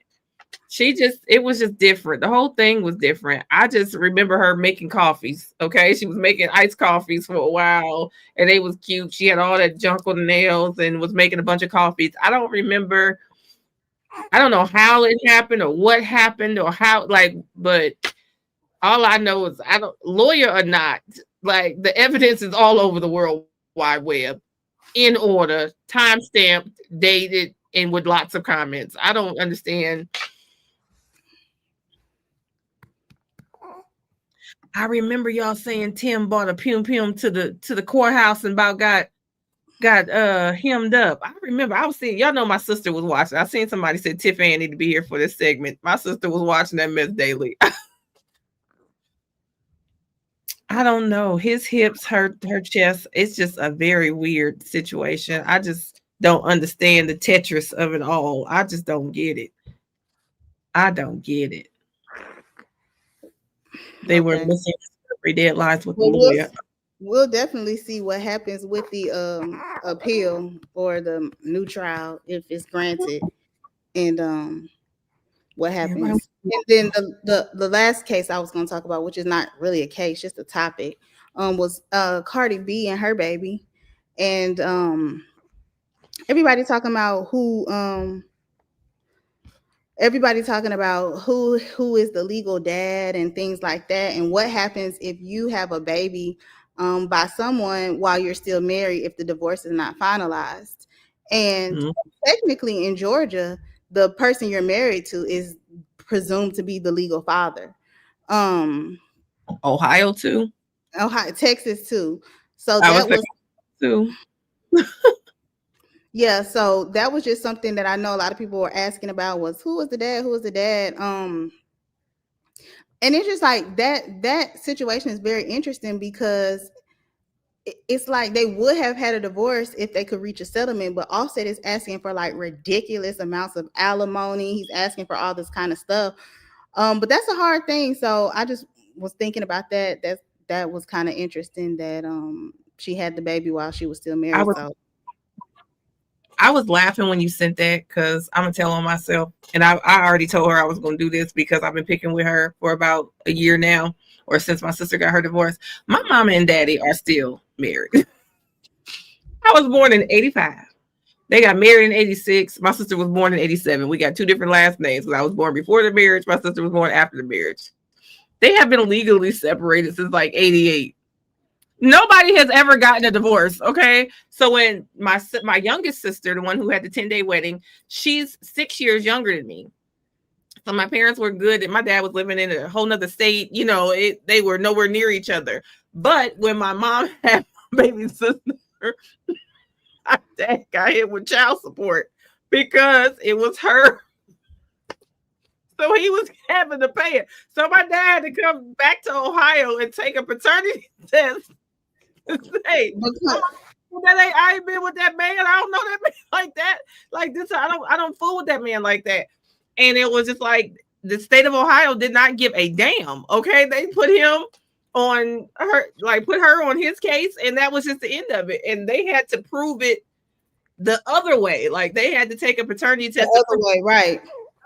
I know someone who had the baby and, you know, wasn't with the father, similar to that. And the baby had to have her husband's last name, even though the dad was at the hospital.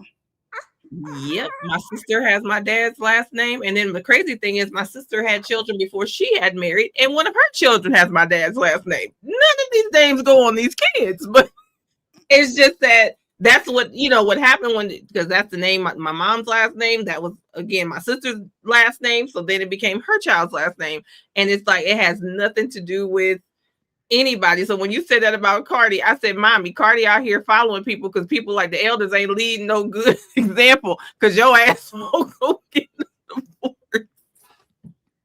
I definitely said that. I said, I was seeing some comments similar to what Kayla said. And I said, yeah, they're probably both going to have to take a paternity test to prove that he is the father still because they are still married. Yeah. You're going to have to definitely do it the other way. My daddy had to. Well, in closing, I just want to say thank you everybody for joining us. And Miss Jefferson, go ahead and say your what we're gonna do? Because you came up with that. That was yours. Yes, I said that I miss you guys and I miss them. And even though y'all see us pop out, that's like literally when we pop out. Like the baby shower, I ain't seen these people since the baby shower. Okay. That's not true. I came to Arizona. Well, I didn't post that. Oh, She come to Arizona. About I to didn't say, post yeah. that. She was on her baby moon. Listen, y'all, let me tell y'all something. Kayla, a different type of person, okay? Because Kayla was hoofing it, Grand Canyoning it, up late, chilling. Like, let me tell y'all something. When I was that pregnant, I was in In the house. In the house. Now, Kayla, I said, baby, that baby gonna slide out. Because the way Kayla was up moving and grooving. Listen, well, so he did not slide out. I seen the video yesterday. I said, baby, I can't even say that because Kayla was like, wait, because I was like, I bet it was all peaceful and pretty. And then I saw that video last night. I was like, oh God. But I did say that because we miss you guys, I think that we should be more consistent with WTF Wednesdays because I enjoy the conversations, the topics. But even though it's tea or legal with the tea, we end up doing some real good here. And so I believe that we should be around at least monthly, even though there's might be cases that be starting and stopping and this and the other.